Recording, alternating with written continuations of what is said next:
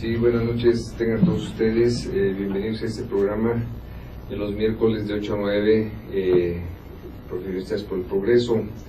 El día de hoy nos acompaña el doctor Raúl Aguilar Becerril, quien es egresado de licenciatura de Ingeniería Civil de la Universidad de La Salle, con maestría y doctorado en la División de Estudios de Posgrado de la Facultad de Ingeniería de la Universidad Nacional Autónoma de México.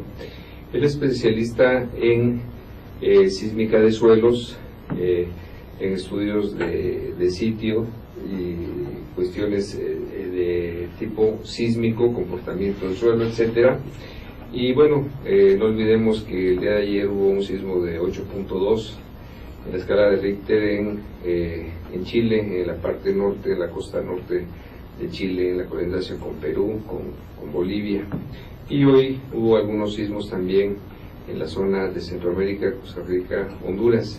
Y no olvidemos también que nuestro país está en una zona sísmica, y es por eso que el tema nos interesa no solamente a los ingenieros, sino también a la población en general, porque por ejemplo en el sismo de ayer, las últimas noticias nos dicen que hubo 6 muertos, ¿verdad?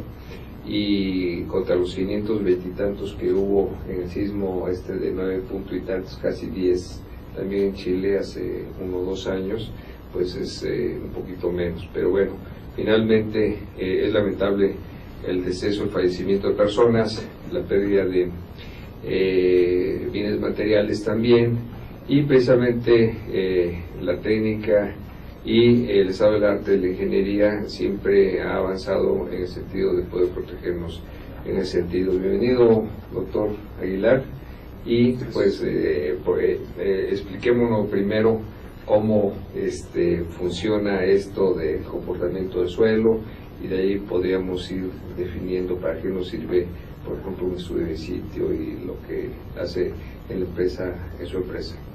De acuerdo. Bien, buenas noches a todos. Estos problemas de tipo dinámico que afectan a nuestras estructuras, yo los dividiría en 3 o 4 partes. La primera parte tiene que ver con lo que comentabas, esta generación de eventos sísmicos de magnitud importante, que son los que más nos preocupan. Asociado a estos temblores de magnitud importante, tenemos la distancia que hay hacia las ciudades que más nos preocupan, o las ciudades que generan o que tienen una concentración importante de personas.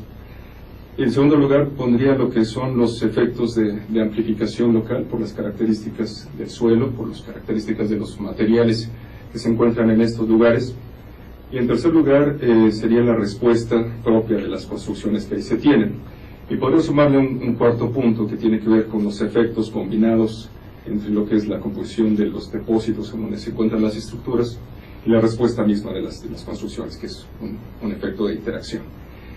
En la primera parte, estos sismos, como el que recién ocurrió en Chile, de una magnitud importante, pues se debe a un efecto que se da entre las placas tectónicas. Es un efecto conocido como subducción, en donde la placa oceánica, en este caso la placa de Nazca, se encuentra en contacto con la placa continental, la placa de Sudamérica, y una placa subduce, se mete por debajo de la otra. Es el mismo efecto que sucede en nuestro país en la placa de Cocos, ¿verdad? Exactamente. Con la continental. En la placa de Cocos y en la placa de Rivera, sí, en nuestras costas del Pacífico, se da ese mismo fenómeno. Eso es. Entonces, es de la misma naturaleza. Estas placas están en contacto con las placas continentales y ocurre este fenómeno de subducción. Y lo que pasa es que cuando se genera una concentración muy alta de esfuerzos en ese contacto entre placas, llega un momento en que los materiales que constituyen a las mismas placas no son capaces de soportarlo, entonces viene una fractura, viene una liberación súbita de energía, y es lo que da origen a estos temblores. Digamos que es una presión muy importante de una placa con otra, y al romperse el material viene la sacudida, digamos. Exactamente. Sí, cuando se da esta fractura viene la liberación de energía. Perfecto. Entonces, particularmente Chile, pues bueno, tiene una historia importante en este tipo de actividad sísmica. En 1960 ocurrió un temblor con magnitud 9.5. Es el temblor más grande registrado, ¿no?, que se tiene hasta el momento. ocurrió el siglo pasado, es el más grande que tenemos, y hay antecedentes también de liberaciones de energía muy importantes en toda esa región. Ese que comento, el de magnitud 9.5, ocurrió al sur de Chile. En el año 2010 tuvieron otro temblor de magnitud muy grande, en donde ese ocurrió en la parte central de Chile, con magnitud 8.8. Y actualmente tenemos ahora en el norte del país, en el norte de Chile, con magnitud 8.2, porque se sabe hasta el momento. Entonces, Chile tiene un historial muy largo en cuanto a actividad sísmica, tienen una reglamentación muy acorde con el avance científico que hasta ahora se tiene. De hecho, en esta zona donde se dio este gran terremoto, se esperaba que la magnitud fuera más grande. Había antecedentes de este temblor hace como 140 años, ocurrió un temblor de magnitud similar en esa misma zona. Aquí hay un detalle importante, y es que en una diferencia de 10 años con respecto a ese temblor ocurrió otro muy parecido, con magnitudes similares a estas, 8.2, 8.3. Entonces no se descarta la posibilidad de que en esta región se genere otro gran terremoto en los próximos años. Sí, para que quienes estén escuchando y tengan una referencia de lo vivido en México, Distrito Federal, no olvidemos que los sismos de 19 y 20 de septiembre de 1985, el primero fue de 8.1 y el segundo de 7.9. Entonces eso nos puede dar un punto de referencia para saber de qué estamos hablando, de qué energía liberada estamos hablando. Así es, sí, son temblores de una magnitud importante que generan una disipación de energía. Exactamente, perfecto. Ahora, esto obviamente es un fenómeno natural que, el estado del arte de la ingeniería ha venido estudiando, y doctor, ese es el tema que tú de alguna manera dominas y es en el que te has dedicado gran parte de tu vida. Dinos cómo se van dando estas inquietudes y cómo se van dando, los resultados de tus investigaciones y cosas por el estilo. Bueno, cuando yo estudié ingeniería civil, hace ya algunos años, eso es. Tuve la oportunidad de ingresar a algo que se llamaba el Centro de Investigación Sísmica de la Fundación Javier Barrusier. Desgraciadamente es un centro que ahora ya no existe, por falta de apoyos en la investigación en ese sentido. Se creó a raíz de todos los efectos que causó el sismo del 85. Entonces yo inicié mi participación y mi incursión en esta área de la ingeniería. Eso es. Ahí desarrollé mi tesis de licenciatura, y posteriormente la de maestría, y ya de manera externa la de doctorado con asesores que originalmente estaban en este Centro de Investigación Sísmica. Muy bien. Mis dos grandes asesores son el doctor Luis Eduardo Pérez Rocha y el doctor Javier Avilés. Ellos han tenido una participación intensa en lo que es el Manual de Obras Civiles de la Comisión Federal de Electricidad. Entonces, a raíz de esta formación que tengo desde mis estudios de licenciatura, es por lo que me he inclinado por esta área de la ingeniería. En México, a pesar de esta situación que vivimos continuamente, en México tiembla todos los días, pues los problemas relacionados con lo que es la respuesta dinámica de nuestros celos son fundamentales. Sí. Y entonces, pues a raíz de todo esto surgió la idea con el tiempo de constituir una empresa que se dedicara particularmente a este tipo de problemas. Y es así como formamos esta empresa que el próximo mes cumple 10 años, por cierto. Sísmica de Suelos. Sísmica de Suelos. Exacto. Estamos pensando en hacer una conmemoración, una serie de conferencias. Estamos planeando para el mes de finales de mayo, principios de junio. Yo creo que tenemos esta actividad. Pues nos dan los datos y nosotros difundimos entre nuestros amigos para que haya una gran difusión de esto. Ahora, en el transcurso de estos 10 años, ¿cómo ha evolucionado la experiencia, el conocimiento? Porque, Sísmica de Suelos, tengo entendido que uno de sus principales objetivos es conocer exactamente el comportamiento del suelo en el sitio en el que se va a construir un edificio o cualquier tipo de estructura, ¿verdad? Así es.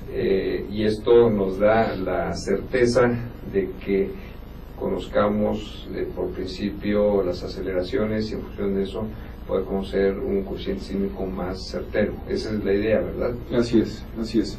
Como te comentaba al inicio, la primera parte de este proceso es identificar las fuentes sísmicas y saber el efecto que tienen hacia la zona que nos interesa estudiar. Eso es. Esto tiene que ver con una atenuación del movimiento con la distancia, asumiendo que el material en el que se propagan estas ondas sísmicas es un material, un terreno competente, un terreno rocoso. Pero estas ondas llegan hacia sitios donde tenemos depósitos de suelo, en ocasiones depósitos de suelo muy malos, como es el caso de la Ciudad de México, en donde al momento en que llegan este tren de ondas sufre una amplificaciones tan importantes que, si bien no son del mismo tamaño que las que ocurren junto a la fuente sísmica, sí ya son comparables, con una contribución adicional, y es que materiales tan blandos como los que hay en la Ciudad de México generan también una amplificación en el tiempo, es decir, el tiempo de duración del evento sísmico por estos suelos se alarga. Por ejemplo, el caso del sismo de 1985. Hay una estación acelerométrica muy cerca de donde ocurrió el temblor, en las costas del Pacífico. Ese registro tiene una duración de unos 40 segundos aproximadamente. En la Ciudad de México existe el registro en el sitio central de Abastos, donde el tiempo de duración de este registro es de casi 3 minutos. Entonces, no solamente el evento o los movimientos que se generan y que llegan al valle, que son amplificados, tienen efecto en los niveles de aceleración o de desplazamiento o velocidad que se calculan, sino también en el tiempo. Entonces, nuestras estructuras, nuestros suelos, no solamente están sujetos a fuerzas sísmicas muy altas, sino están sujetos a fuerzas sísmicas muy altas durante tiempos prolongados. Ciclos, los ciclos Así completos, es. ¿no? Y de vuelta, regreso. Así es. Entonces esto nos lleva a otro problema, que es la degradación de los materiales. Exactamente. Entonces, bajo este esquema, pues sí resulta muy importante conocer cuáles son los niveles de amplificación locales, el lugar donde nos interesa hacer un estudio. Entonces, para ello es necesario investigar el subsuelo, saber cuáles son las propiedades dinámicas de estos materiales para posteriormente hacer análisis con esa información y evaluar la respuesta en la superficie del depósito, tomando en cuenta la amplificación de estos suelos. Entonces hay técnicas, hay ensayos que acostumbramos a hacer de campo, en donde podemos, mediante perturbaciones pequeñas en el suelo, saber cuáles son sus velocidades de propagación, saber cuál es su amortiguamiento, y a partir de algunos análisis con esta información podemos saber cuál es su periodo dominante de vibración, que es una característica importante, y con toda esta información, pues entonces sí ya podemos saber cuál es el nivel de amplificación que puede tener este lugar. Nosotros acostumbramos a hacer ensayos de campo, pero también existen equipos de laboratorio que nos permiten conocer estas propiedades, con la ventaja de que los equipos de laboratorio ayudan a fijar los niveles de deformación que se quiere imponer en las muestras de suelo que se recuperan, cosa que es muy difícil con los trabajos de campo. Entonces hay ciertos materiales que para niveles de deformación muy grandes tienen una respuesta distinta. Estos materiales caen en un comportamiento no lineal y entonces modifica su respuesta. Entonces es importante en un estudio de estos saber cuáles son las propiedades tanto en comportamiento lineal como no lineal. Entonces los trabajos que nosotros ejecutamos en campo tenemos que hacerle también análisis complementarios para llevarlos al comportamiento no lineal, y los que se hacen en el laboratorio directamente se miden estas propiedades.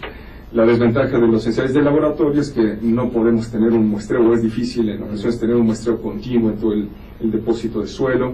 Finalmente se saca una muestra que está ahora expuesta a esfuerzos diferentes a los que estaba originalmente sometida, entonces hay una pequeña perturbación en los materiales, y al momento en que llegan al laboratorio rigurosamente no son muestras inalteradas. Entonces esa desventaja se tiene en los ensayos de laboratorio. Sin embargo, el complementar trabajos de campo y trabajos de laboratorio es una buena alternativa. Oye, básicamente, ¿qué tipo de trabajo, así descritos de una manera muy coloquial, para que nuestros amigos que nos están viendo nos entiendan qué es lo que se hace? Una perforación, se sacan muestras, se mete algún acelerómetro, se mide en sitio, más o menos qué es lo que hace? Algo que hacemos con mucha frecuencia es un ensayo que se conoce como pozo abajo o downhole. Este ensayo consiste en hacer una perforación en el sitio hasta alcanzar los materiales que ya no generan amplificaciones importantes, materiales ya muy rígidos, muy resistentes. En esa perforación se mete un sensor de movimiento, conocido como geófono, y desde la superficie se genera una perturbación a través de un golpe o a través de una pequeña explosión. Entonces las ondas viajan a través del suelo, llegan hasta este elemento, y este elemento está conectado a un osciloscopio o a un sismógrafo que nos da el registro de la perturbación a la que está siendo sujeta cuando llegan las ondas. Entonces, lo importante aquí es saber el tiempo que le llevó a la onda llegar hasta el instrumento. Entonces, ese tiempo, asociado a la distancia que hay entre el sensor y la fuente de excitación, nos da como resultado la velocidad. Tenemos velocidad de propagación de ondas P, que son las que viajan más rápido, y velocidad de propagación de ondas S, o recortante. Entonces, estas son las principales velocidades que nos interesan en este tipo de análisis. Entonces, ese es uno de los ensayos. Hay uno que es un poco diferente, donde se hacen dos perforaciones. El principio es el mismo. En una perforación que se genera la perturbación y en la otra se coloca el sensor. Entonces, se mide el tiempo de arribo de las ondas en la distancia que hay entre estos dos instrumentos. Entonces, estos ensayos convencionalmente los hacemos a un espaciamiento de 1 metro en toda la profundidad de análisis. Entonces, a cada metro de profundidad tenemos propiedades dinámicas de las diferentes capas de suelo que componen a ese depósito. Eso nos ayuda a construir el modelo geodinámico del lugar. Estos son los ensayos que hacemos con mucha frecuencia. Particularmente yo los prefiero porque son mediciones, podemos decir, directas, porque actualmente existen muchos otros métodos de tipo indirecto y por superficie, que también nos ayudan a conocer estas propiedades dinámicas, pero requieren de análisis complementarios, en donde a partir de la respuesta que medimos en este tipo de equipos se puede inferir las propiedades que tiene ese depósito de suelo. Entonces, últimamente estas técnicas se están utilizando mucho en México. Se ha visto que algunas de ellas son muy buenas, muy eficientes, pero particularmente yo prefiero la medición directa con estos. Digamos que estarían esos métodos indirectos sujetos a la buena o mala interpretación de quien las, efectúa. Algunos de ellos. Por ejemplo, hay un método conocido como MASS-W, en donde se traza una curva de dispersión que requiere ahí de una interpretación particular. Entonces eso puede llevar a algunas variaciones en los valores de propiedades que se estiman. Entonces, hay otra técnica que funciona muy bien, es a través del monitoreo de vibración ambiental, en donde se coloca un instrumento en la superficie del lugar que se quiere estudiar, se deja monitoreando el movimiento de la región durante algún tiempo. ¿Es superficial? Y el análisis de estos registros nos permite conocer con muy buena certidumbre cuál es el periodo dominante de vibración del suelo. Hay una técnica que tiene ya algunos años, la técnica de Nakamura o H sobre B, en donde se puede determinar con cierta precisión cuál es el periodo dominante de vibración del suelo. Esta es una propiedad importante, tiene que ver mucho con la respuesta que tiene ese depósito. Sin embargo, esta prueba nos da también un nivel de amplificación que no siempre es el correcto. Entonces, hacer estudios solo con vibración ambiental podría dejar desprotegido al proyecto que estemos ejecutando. Claro. Ahora, aquí hay otro tema muy importante, el nivel de desplante de la estructura, ¿verdad? Si esto es superficial, pues obviamente vamos a tener resultados superficiales, pero pensando en que podríamos tener una cimentación profunda o semiprofunda, pues obviamente se estará desplantando de un estrato más abajo del cual no tenemos mucha certeza. Entonces, sí, con el downhole y todos estos métodos directos se puede tener mayor certeza, supongo. Sí, bueno, de hecho todas estas técnicas están encaminadas a poder construir un modelo geodinámico completo, que podamos conocer cuáles son las propiedades de todas las capas de suelo que componen ese depósito que genera la amplificación. Si a esto le sumamos las condiciones particulares de una cimentación, entonces entramos ya en el cuarto punto que comentaba al principio, en donde ya se hace una interacción entre lo que es el suelo, la cimentación y la estructura. Es la famosa interacción sobre estructura. Exactamente. Convencionalmente los elementos que nosotros utilizamos para la revisión dinámica de estructuras y que aparecen en la normatividad o en los reglamentos son herramientas que son calculadas en la superficie de los depósitos. Herramientas a la que me refiero son a los espectros de diseño calculados en la superficie de un depósito o el campo libre, así se le llama. Pero en el momento en que colocamos una cimentación, pues entonces la respuesta es otra. La presencia de tener un elemento rígido dentro de un depósito modifica el movimiento. Hay un cambio a la hora de que las ondas se propagan a través de estos elementos. Entonces, primero tenemos un cambio en el movimiento, eso se le llama interacción cinemática. Y después, ese cambio en el movimiento tiene sus efectos en la estructura, modifica el periodo de todo el sistema, el periodo de la estructura se ve modificado, el amortiguamiento, su utilidad. Y obviamente este cambio inicial en el movimiento debido a la interacción cinemática es dependiente del tipo de cimentación. Podemos tener una cimentación con zapatas muy cerca de la superficie y posiblemente el resultado sea muy parecido al de tener la respuesta en la superficie del depósito. Pero si ahora nos vamos a un cajón de cimentación o nos vamos a una estructura que tenga pilotes o que tenga pilas, entonces el movimiento se ve más afectado. Entonces depende mucho de las características del sistema suelo-cimentación, los resultados que se tengan de un análisis de interacción suelo-estructura. Y por supuesto, en este análisis se tiene que tomar con mucho detalle cuál es el nivel de desplante de esa cimentación, se debe tomar con detalle cuál es el número de pilotes o de pilas que se estén tomando en cuenta, su posición. Todo esto va a modificar el movimiento y al final se va a traducir en cambios en la respuesta dinámica de la estructura, cambios también en la forma como se disipa la energía, y entonces podemos llegar a un espectro de diseño con interacción dinámica sobre la estructura que puede ser muy distinto al original, al de campo libre. Perfecto. Ahora, en términos generales, claro, no, el suelo dice que no tiene palabra de honor, pero en términos muy generales, ¿cuál es el beneficio de tener un estudio de campo, ¿no? de sitio? Tendríamos siempre que estar esperando, digamos, coeficientes de diseño más bajos que los que el reglamento nos dice, porque el reglamento nos permite usar coeficientes diferentes siempre y cuando demostremos recientemente que los obtuvimos con métodos como el que mencionas, doctor Aguilar. Entonces, ese sería un beneficio, digamos, en el aspecto de tener el nivel de seguridad adecuado para una estructura y que pudiese tener elementos mecánicos menores a los que tendríamos si aplicáramos así directamente coeficientes, por ejemplo, que las normas nos dictan.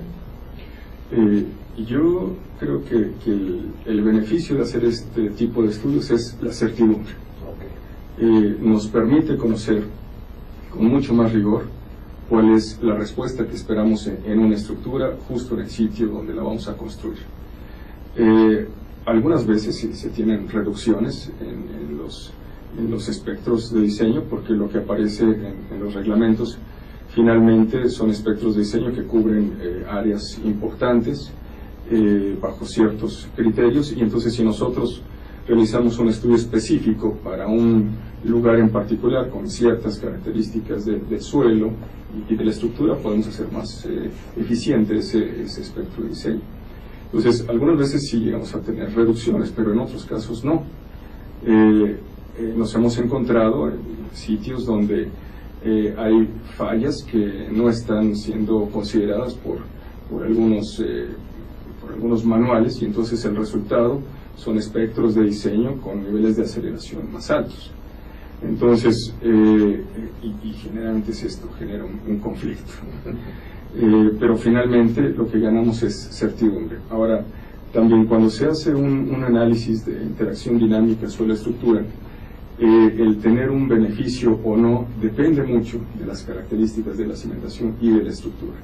En ocasiones, aunque lleguemos a un espectro de diseño reducido por el aumento del amortiguamiento, por la capacidad que pueda tener todo el sistema de disipar energía, los niveles de aceleración para esa estructura en particular resultan ser más altos, porque hay una modificación del periodo de la estructura al incluir el efecto que tiene el suelo. Entonces, al modificar ese periodo de la estructura, en ocasiones nos lleva a valores de aceleración más grandes. Entonces, en este caso, el no haber hecho un análisis de interacción podría haber dejado desprotegida a esa estructura. Entonces, el hacer todos estos tipos de estudios nos lleva a una mayor certidumbre en el proyecto. Algunas veces es favorable, otras veces no tanto, pero sí tenemos mejor conocimiento sobre las fuerzas sísmicas que pueden actuar en ellas. Muy bien. Ahora, bajo la experiencia de los 10 años como empresa, en todos los casos supongo que han sido experiencias en los cuales al principio también ustedes como equipo tienen que sensibilizar tanto a propietarios como a diseñadores y arquitectos, por ejemplo, en el diseño arquitectónico, para que, digamos, como bien mencionas, la certidumbre de esa estructura sea real y no se esté jugando con temas ficticios. Así es. Porque finalmente muchas veces los inversionistas normalmente quieren invertir menos, ¿no? Y presionan para que los diseños sean más ligeros y cosas por el estilo. Entonces es una labor verdaderamente a veces difícil el poder transmitir todos estos puntos de vista, supongo. ¿Qué experiencia has tenido en ese sentido? Pues sí, pues hemos estado en todas las situaciones posibles, podría decir. Hemos desarrollado algunos proyectos que sí han resultado al final en una construcción bastante favorable en términos económicos, por haber logrado reducir las fuerzas sísmicas sin que la estructura pierda seguridad. Claro. Entonces, en esos casos, pues bueno, el proyecto resulta bastante eficiente y el cliente pues queda muy satisfecho. Sí. Pero en otros casos, pues bueno, nos ha tocado darles la mala noticia de que el haber hecho este estudio pues llegó a fuerzas sísmicas más altas y tendrán que diseñar su estructura más reforzada. Aquí también entra en juego otra parte que tiene ya que ver con lo que es el tercer punto que comentaba al principio, y es la respuesta de las estructuras. Sí. Entonces, hay que tomar en cuenta que también ciertos diseños arquitectónicos arriesgados castiga en términos de diseño en ingeniería. Entonces, todos estos factores que ahora se aplican para poder hacer reducciones a los espectros que nosotros calculamos, pues es fuertemente dependiente del arreglo estructural. Entonces, pues sí nos ha tocado hacer algunas recomendaciones, bueno, quizá este proyecto debería de modificarse en tal o cual sentido para tener un beneficio, no tanto por la respuesta que tengamos del suelo. Pero sí es una labor un poco complicada, porque sí todo el mundo, la mayoría de las personas que contratan un estudio de estos esperan una reducción, o a veces los niveles de reducción a los que llegamos no son los que esperaba el cliente, y pues bueno, las cosas son así y hay que afrontar. Pero al final de cuentas, más o menos en esos términos, lo que siempre hemos pensado es que lo que mencionas, la certidumbre, en el sentido de la seguridad, pues quienes invierten un peso, pues lo invierten seguramente, ¿no? Que va a tener plusvalía en ese sentido. A lo mejor tenía un presupuesto de un peso y terminan invirtiendo 1.05, pero ese 0.05 les va a dar precisamente la plusvalía, porque si le invierten el peso y hay una falla estructural, entonces todos los pesos que invirtieron se van a la basura, ¿no? Entonces yo creo que como ingenieros, como investigadores, como hacedores de la ingeniería, tenemos esa responsabilidad de desorientar a los clientes, ¿no? En ese sentido, y siempre buscando el nivel de seguridad, porque lo que vemos, los daños en sismos no solamente se miden en el aspecto económico, ¿verdad?, los cuadrados que se cayeron, sino también en vidas humanas, que eso es algo muy importante, yo creo que para todo el mundo, ¿no? Lo más importante.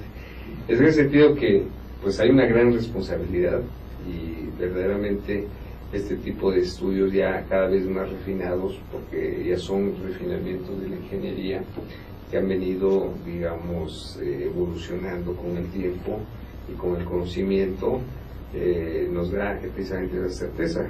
¿Por qué? Porque precisamente la industria de la construcción es una industria con un alto grado de responsabilidad y con un alto grado de riesgo. Entonces, ese riesgo, esos riesgos hay que disminuirlos de una manera racional, estaríamos de acuerdo en eso, pero bajo esquemas en los cuales tengamos la certidumbre, como tú bien mencionas, de poder tener todos los elementos para hacer un buen diseño. Ahora, ¿nos puedes dar tus números de contacto, correo electrónico, página electrónica, para que quienes estén interesados en este tipo de actividades pues se contacten contigo, Mr. Lobo? Claro que sí, con mucho gusto. El correo de la empresa es sismica@prodigy.net.mx y nuestro teléfono es el 5611-3224. Muy bien. Yo quisiera comentarle a los amigos que aquí Raúl nos hace el favor de que cada mes o cada que hay un sismo intenso nos manda los reportes y nos orienta en ese sentido. Esa es una muy buena labor que además lo haces con desinterés, Raúl, y pues te felicito por esa labor. Vamos a tener un corte y seguimos platicando en un segundo bloque. Ya nos echamos 45 minutos. ¿No? Se van rapidísimo. Evaluación, arbitraje comercial, asesoría jurídica y traducción. Ok. Muy bien, pues aquí de regreso con el doctor Aguilar.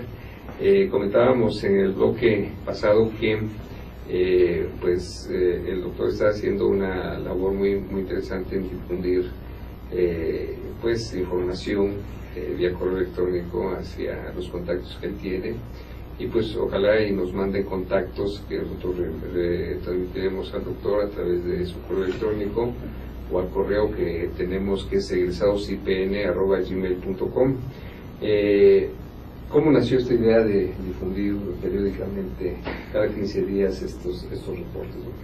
Bueno, el Centro de Instrumentación y Registro Sísmico hasta hace muy poco tiempo mandaba diariamente información sobre la actividad sísmica que ocurre en México, que es bastante frecuente, y también actividad sísmica en el mundo. Eso es. Entonces, nosotros recibíamos toda esa información diariamente, y de ahí surgió, era información donde se tenía una tabla de todos los sismos de cualquier magnitud que ocurrían en México y en el mundo. Y entonces, información muy valiosa, muy interesante, pero que era un poco difícil interpretar o sacar el mayor provecho. Entonces, de ahí surgió la idea de darnos a la tarea que si contábamos con esa información diariamente, hacer un análisis de ella. Entonces, para el caso de México, establecimos una frontera, y es que todos los temblores con magnitud superior a 4.5 los íbamos a apartar de toda esa gran lista y los íbamos a ubicar en una tabla donde se dieran todos sus datos. ¿Y cuál fue el criterio de decir 4.5? Un temblor de este tamaño, pues ya empieza a ser significativo, es poco perceptible, pero ya digamos que no es tan común como todos los que ocurren todos los días de 3 o menos de 4. Esos son, digamos que uno de 4 o 5 ya el humano ya lo puede empezar a percibir. Si uno está próximo, sí. ¿Sí? Ok. Una cosa es la magnitud del temblor y otra cosa es la intensidad. Entonces, es un criterio quizá un poco arbitrario ese 4.5, pero también eso, por otro lado, nos aligera un poco la carga, porque hay muchísimos temblores que ocurren. Entonces, si manejaban de 4.5, eran ya mucho menos. Y menos frecuentes, ¿no? Menos frecuentes. Okay. Sin embargo, cada 15 días tenemos temblores de más de 4.5 en México. Eso es. Entonces, eso por un lado. Y el otro criterio fue que aquellos temblores que ocurrían en el mundo con magnitud superior a 6 también los íbamos a incluir en esta información. Entonces, la tarea ha consistido en estudiar todos estos datos y hacer esa síntesis. Y con la intención de que fuera práctico para quien recibiera esta información, decidimos todo esto concentrarlo en una sola imagen. Entonces, nuestro reporte, tú lo sabes, tiene la figura de nuestro país, el mapa de la República, donde ubicamos los epicentros que han ocurrido en lo que va del año, y se incluye esa tabla con el detalle de los temblores de más de 4.5 en México y más de 6 en el mundo. En ese detalle se da la ubicación, se dan la fecha y la magnitud, obviamente, de estos eventos. Entonces, si uno abre ese archivo que enviamos cada 15 días, pues uno puede darse una muy buena idea sobre la actividad que ha tenido nuestro país en los últimos 15 días en las tablas y en lo que va del año en la figura. Manejamos también ahí unas barras donde se puede ver cuáles han sido los estados en las costas del Pacífico que más actividad han tenido en lo que va del año. Claro. Y se lleva también la contabilidad de todos los temblores ocurridos en lo que va del año, de todas las magnitudes. Entonces, esa fue la idea, así el mapa ha evolucionado, y hemos también emitido algunos reportes especiales cuando ocurren temblores importantes, no solamente en México, sino en el mundo. De hecho, próximamente les llegará a todos ustedes este reporte, el temblor de Chile. Entonces lo hemos hecho, lo hicimos con el temblor de Japón, lo hicimos con el temblor de Haití, lo hicimos con el temblor de Mexicali. Entonces han salido estos reportes especiales. En esos reportes especiales no solamente se da información del evento sísmico principal, sino también de las réplicas que pudo haber tenido esto. Eso es. Ahora, eso pues ya digerido y explicado un poquito más se puede entender, porque pues antes veíamos los espectros y ya no sabes ni cómo interpretarlo, ¿no? Eso es muy útil para todos nosotros, pero pues también, como mencionamos hace un momentito, se dice que la actividad digeril no es sumarística, pero bueno, precisamente toda esta labor, todo este trabajo que se hace para proteger la vida humana, los bienes, etcétera, pues es más humanística, como muchas otras profesiones que se dicen humanísticas, ¿no? O sea, estamos al servicio de la humanidad, y eso nos da como resultado que tenemos que hacerlo con gran responsabilidad. Licenciado doctor, tú eres una persona muy informada en ese sentido, pero esto de los sismos, obviamente tenemos que convivir con ellos, queramos o no, es un efecto natural que no podemos modificar nosotros, pero tenemos la responsabilidad como ingenieros de tener o conocer los instrumentos para poder disminuir los efectos. Esto ha evolucionado de tal manera que ¿qué esperamos o qué esperamos tener en el futuro de estos estudios? Se evoluciona, se llega a un límite del conocimiento. ¿Qué se esperaría en un futuro de toda esta técnica ya estudiada? Bueno, como comentas, sí tenemos una gran responsabilidad los que nos dedicamos a esto. Yo doy también una clase en la universidad que se llama Dinámica de Suelos y otra de cimentaciones en una universidad privada, en donde la reflexión al final del curso es que uno como ingeniero no debe de perderse en los números, y eso creo que ocurre con cierta frecuencia. Es decir, finalmente los que nos dedicamos a estas áreas de la ingeniería que tienen que ver con el proyecto, pues tenemos una responsabilidad muy fuerte, y es que en el momento en que nosotros hacemos un cálculo o emitimos un informe o damos alguna recomendación, en la mayoría de los casos esto se traduce en una construcción o en un criterio que se aplica a una construcción real. Y entonces, si esa construcción falla, pues bueno, las consecuencias pueden ser terribles. Entonces, la recomendación que generalmente yo doy a mis alumnos es que no debemos de perdernos en los números y de tener siempre presenten las consecuencias que tienen el que nosotros hagamos este tipo de cálculos para principalmente pues, proteger las vidas humanas. Entonces, eso por un lado. Por otro lado, pues efectivamente el conocimiento en esta área de la ingeniería, que es relativamente joven, pues todos los días avanza. Todos los días hay nuevas técnicas como estas que te comentaba para explorar los suelos, o se encuentran algunos mecanismos que no estaban originalmente considerados. Estos temblores como el de Japón, el de Sumatra, también han dado origen a tener perspectivas diferentes de la forma como se dan estas fracturas y a suponer escenarios distintos a los que se tenían hace unos años considerados. Entonces, definitivamente hay mucha investigación en este sentido, hay contribuciones muy valiosas. Actualmente se trabaja en lo que es la modificación al manual de Comisión Federal de Electricidad, de diseño por sismo. Se trabaja también en la norma por sismo del Reglamento de Construcciones del Distrito Federal. Y todos estos aspectos, pues bueno, se están aplicando. El conocimiento actual que se tiene se está aplicando a esta nueva reglamentación. Quisiera destacar un punto que me parece es muy importante y no se ha tomado en cuenta en los reglamentos que hasta ahora tenemos.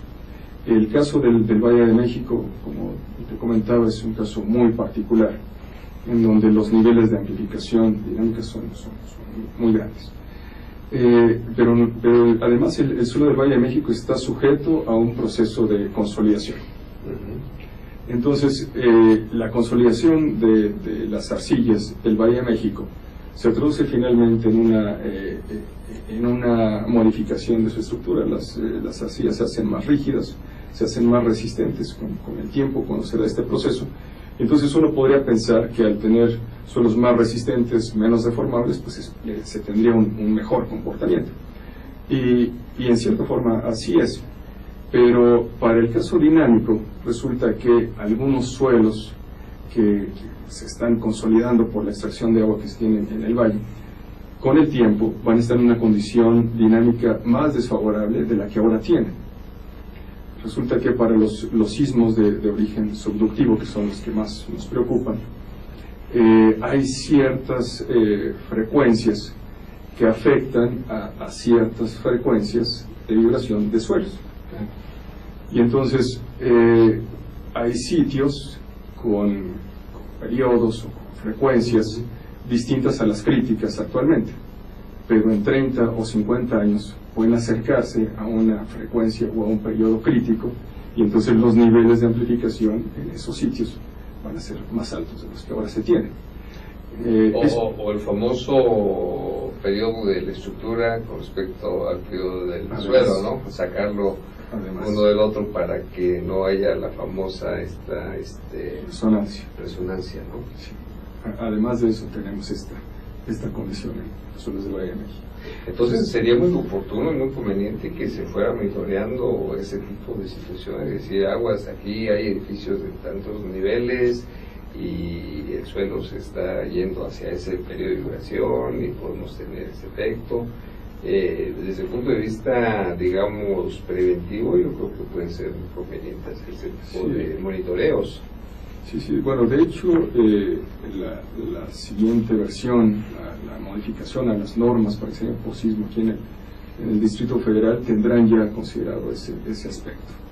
La norma vigente no lo pone en cuenta, pero muchas estructuras, aun cuando no ha sido tomado esto en cuenta o no está en la normatividad, se ha tomado en cuenta en los diseños, ¿no? Estas regiones que se ven más fuertemente afectadas pues se encuentran en ciertas zonas del Distrito Federal donde la densidad de población es tan alta en términos generales. Sí.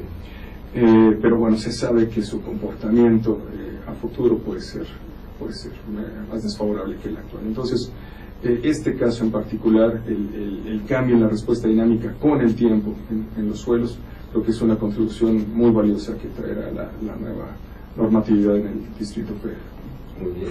Eso habla precisamente, como decíamos antes, del 1985, prácticamente los reglamentos y normas se revisaban cada 10 años, ¿no? O cada que temblaba o había sismos intensos y se perdían edificios, se perdían vidas, y entonces todo el mundo se preocupaba y se ponía a ver qué podía hacer. Pero a últimas fechas, a partir de 1987, que fue el reglamento que salió después del 76, ¿verdad? Que era que estaba vigente durante el 85, pues a partir de entonces como que se ha tenido una mayor conciencia y por la comunidad ingenieril en términos generales, y ha habido revisiones al reglamento, a las normas, de una manera más constante, vamos a llamarlo de esa manera, y no pensar o esperar a que haya grandes catástrofes. Y bueno, eso habla bien, ¿no? Por un lado, de la voluntad política de los gobiernos, y por otro lado, de la ética y de la preocupación de los líderes en las ingenierías, ¿verdad? Pero aquí hay algo muy importante. Afortunadamente, con sismos con registros altos, ya no hemos sufrido como se sufría antes en los temas de daños. Muchos dicen, bueno, pues es que lo que se tuvo que caer ya se cayó en el 85, ¿no? Pero no es tan cierta esta aseveración, porque realmente sí se ha venido construyendo con mayor certidumbre, como tú mencionabas. Así es, sí, la normatividad ha evolucionado. El reglamento todavía vigente es el de 2004, y tuvo modificaciones con respecto al anterior del 87, que ya salieron las normas de emergencia, 85 y permanecieron. Sí. Es decir, sí ha habido modificaciones dirigidas en ese sentido, ¿no? Tratar de proteger, y seguramente las nuevas modificaciones también traerán cambios a lo que ahora se tiene. Entonces, pues bueno, sí es un aspecto en el que se ha vigilado, se le ha dado seguimiento. Actualmente hay comités de gente especializada en cada uno de estos temas que se han ocupado de hacer estos ajustes, y a partir de la recopilación de todas las investigaciones que se han hecho en el país. Muy bien, doctor. La zona más estudiada y más monitoreada es la zona del Pacífico Sur, vamos a llamarlo de esa manera, ¿verdad? Todo lo que viene desde Colima, Jalisco, hasta Chiapas, y toda esa comunicación franca es donde hay mayor actividad sísmica. Pero no olvidemos que la zona norte, la zona Mexicali y todo esto, por ahí pasa o se inicia la falla de San Andrés. Ahí hay estudios, hay verdaderamente preocupación por esa zona. Sí, las hay. De hecho, se cuenta con un mapa de peligro sísmico en todo el país. Considera efectivamente todo lo que es la zona de subducción. También considera otro tipo de mecanismos conocidos como sismos de fallamiento normal o de profundidad intermedia, que es una continuación del efecto de subducción, sismos que ocurren bajo el continente, entre unos 30 y 100 kilómetros de profundidad. Y también tenemos sismos que ocurren dentro del continente, o sismos como este que comentas, son efectos de movimiento transcurrente entre las placas. Claro. Y tuvimos en el año 2010 el temblor de Mexicali de magnitud 7.2, también de magnitud importante, que generó muchos daños asociados a otro efecto particular en el comportamiento de los suelos, que es la licuación de arenas. Entonces, sí, el peligro. Por ejemplo, Mexicali, perdón, es un lecho del lago, tengo entendido, ¿verdad? ¿O no estoy equivocado? Esa zona. Pues bueno, tiene composiciones diferentes, no sé el detalle geológico de esa región, pero bueno, sí hay sitios que generan amplificaciones dinámicas también importantes. Pero el principal problema de esa región es que son sismos que ocurren de manera somera o superficial, es decir, la proximidad a las fuentes sísmicas estamos muy cerca de la fuente. Entonces, eso genera intensidades muy altas que causan daños a las estructuras, tanto al suelo, las estructuras de suelo, como a las estructuras como construcciones y demás.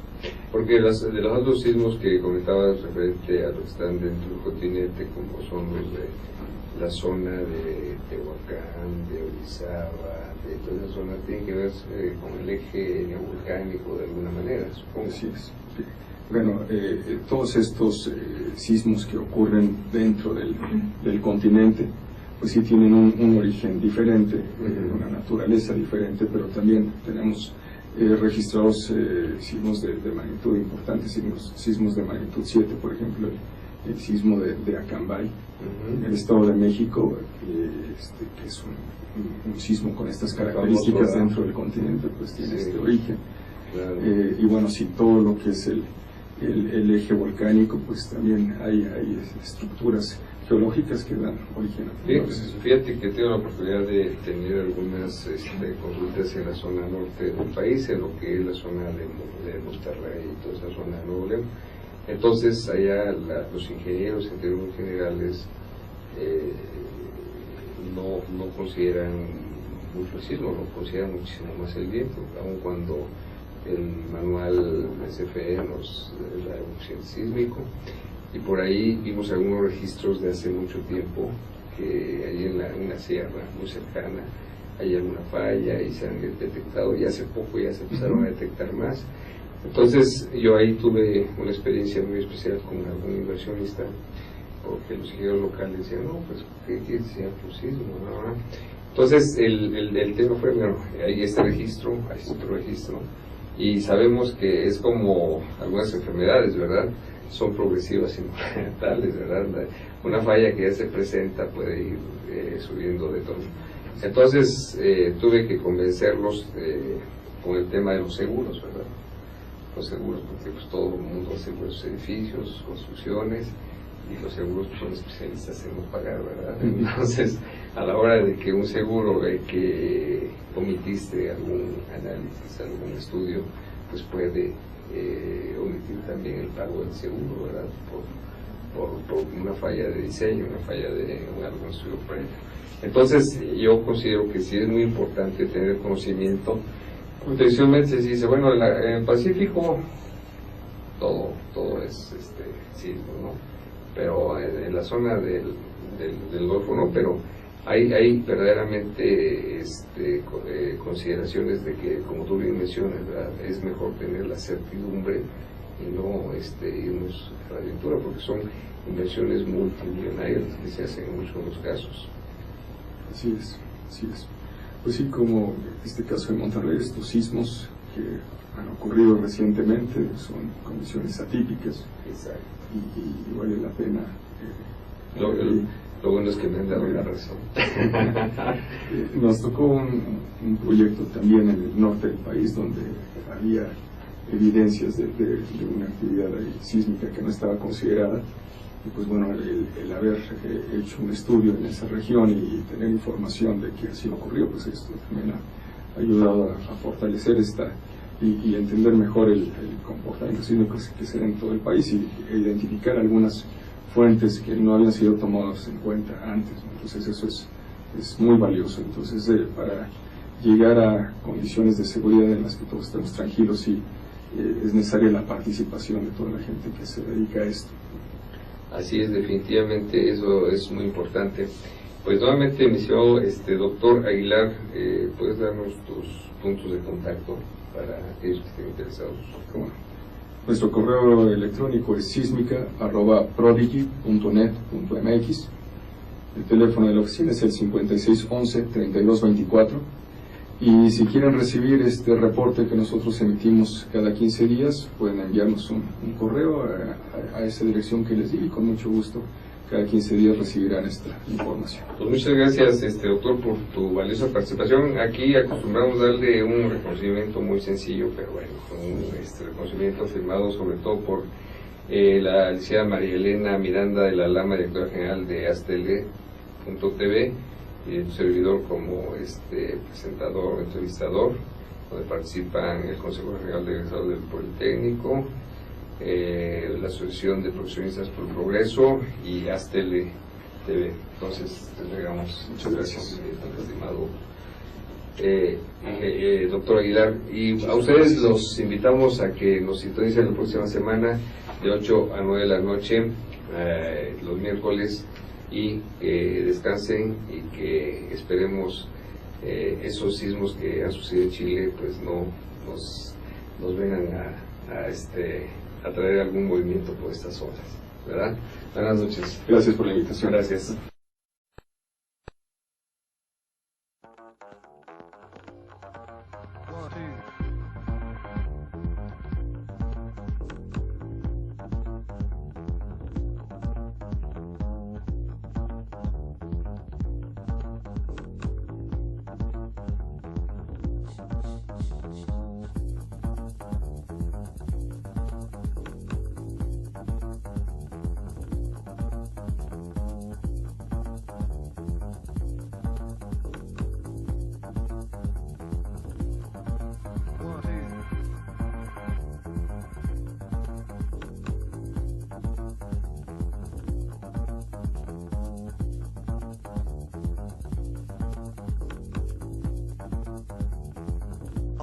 Colors are changing.